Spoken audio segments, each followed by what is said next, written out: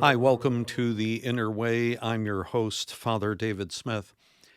We've been looking at the great spiritual classic Unseen Warfare, and I really thank everyone who has sent me comments about the book. I realize that it is a marvelous book.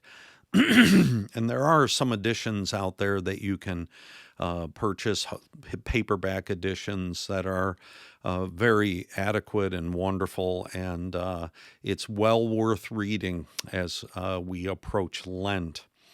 We're going to chapter 44 today. We spent 2 weeks on chapter 43, and probably I'll come back to that same issue, trying to conform to the will of God and see the will of God in our lives. We'll look at that again in the future, but I want to go on to chapter 44 today, and chapter 44 is completely different. It has a whole different theme. The At the end of the chapter, it says this: Therefore, a moderate and orderly mode of life, controlled by reason, which takes into account the requirements of the soul and the particular constitution of the body, together with its state of health, are less dangerous and more useful both for the soul and for the body. Now, I read that because it kind of sums up his teaching throughout the chapter, because he's talking about people who do extreme kinds of ascetic disciplines in order to grow close to God, and how that often leads to spiritual pride and really leads to some people's downfall. There's a icon of the Saint John Climacus, where the monks who are climbing the ladder of divine ascent, that some of them, when they get near the top, they are pulled down by the demons, and you can see them falling off the ladder. This is the theme, really, of chapter 44, that we are not to do that. Now, the fact of the matter is that I'm probably not going to do that, and you're probably not going to do that. We're not going to decide to sleep outside in the snow or something like that in order to see if we can grow closer to God through it. Rather, he talks about being reasonable about everything. I like that advice, but I find people taking advantage of that advice and saying, well, I can't fast, I don't have time to pray, and so on and so forth. No, we can't do that either.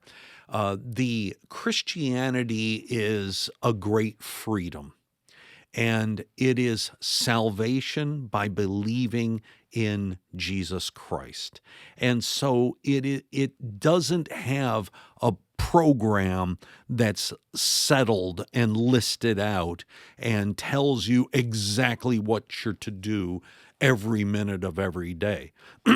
So we have to be reasonable, but we also have to push ourselves a little to constantly grow.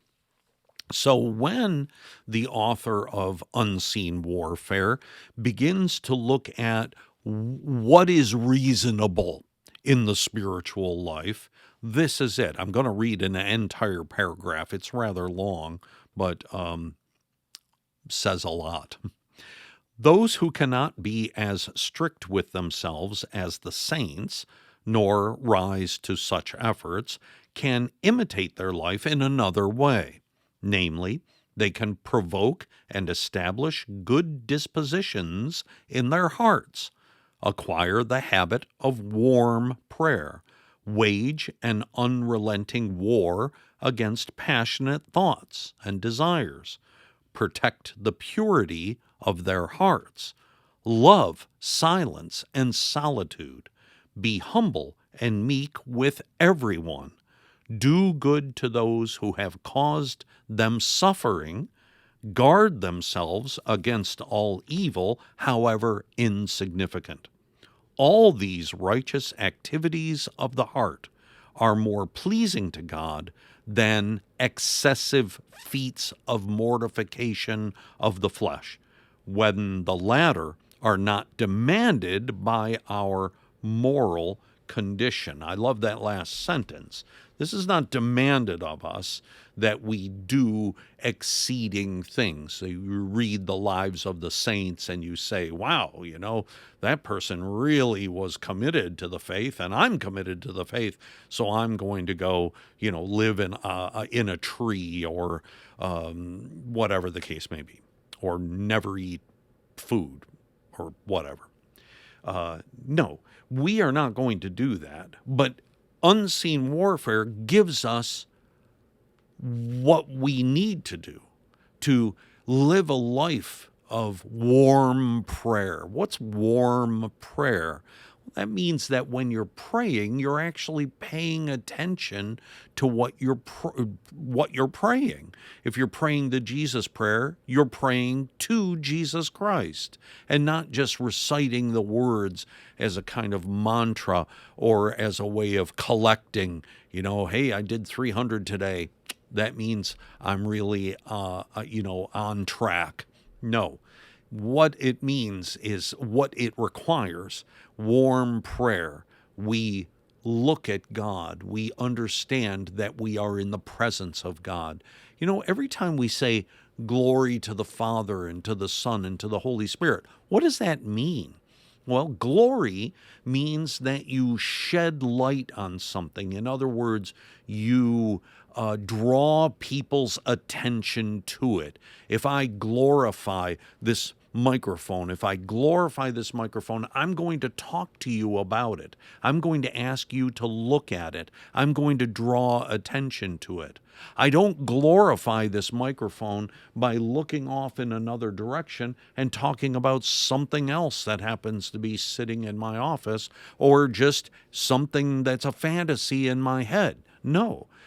And so when you say glory to the Father and to the Son and to the Holy Spirit, you lift your mind up to the Father, the Son, and the Holy Spirit. You are drawing your attention to and whoever else happens to be listening when I'm doing it in the liturgy. And I say glory to the Father and to the Son. I'm telling the people who are there, let's all lift our minds up to God. That's warm prayer. And there are the other ones. I'm not going to go through all of the things that he listed there. Loving silence and solitude, that's a wonderful thing, to be able to calm everything down and quiet everything down. Be humble and meek with everyone. This is something that is a lifetime effort, and is very, very difficult to achieve. But if we set it before us, we have what we are to consider our ascetic disciplines in our lives. We don't have to, hit ourselves with a stick in order to feel like we're growing closer to God. His chapter ends with these words: "For in this respect, the standard is not the same for everyone, although one law applies to all, to keep the body subservient to the Spirit." That sums it up perfectly.